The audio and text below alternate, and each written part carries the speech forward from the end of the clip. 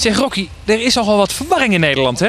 Ja, dat klopt. We hebben een aantal Rockies in Nederland, zoals onder Rocky Vossen en Rocky Telen. En ja, ik ben zelf Rocky en vanaf een aantal weken gaan we het Rocky Pauw maken. Om zo een beetje de verwarring ten buiten te houden bij de mensen. Eind mei gaat de nieuwe single eruit vanuit het niets, een lekkere zomerse plaat. Hij is wel al te zien bij TV Oranje, bij de clip. En vanaf mei wordt hij geplukt. Dan gaan we eens kijken wat hij in het land doet. Dus... Maar nu heb je de single bij je en dan zie ik daar weer op staan. Ja, Rocky. Ja, dat komt alweer dat hij in oktober toen gemaakt is.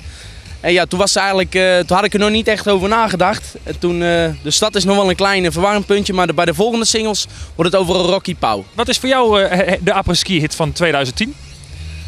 Ja, er zijn heel veel hitjes en ook wat onbekende artiesten wat supergoeie platen zijn. Dus dat vind ik altijd moeilijk te zeggen welke ik super daarvoor vind of niet. Welke vind je persoonlijk super? Ja, Django Wagner doet, ja, dat is eigenlijk geen apres-ski plaat, maar Django Wagner doet heel goed. En Antonio heeft een heel leuk liedje weer uitgebracht.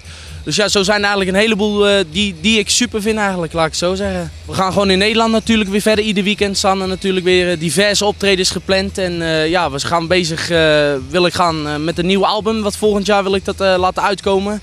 Ja, en sowieso nog een aantal singeltjes. Dus we zijn er nog wel druk mee bezig om wat op te bouwen. Als mensen meer informatie over je willen, waar kunnen ze dan terecht? Ja, dan kunnen ze kijken op rockylive.nl en op hives.rockypauw.nl. En daar kunnen ze alle informatie, boekingen, optredens vinden, vragen stellen, alles mag. Dus dan hopelijk zien we elkaar daar terug.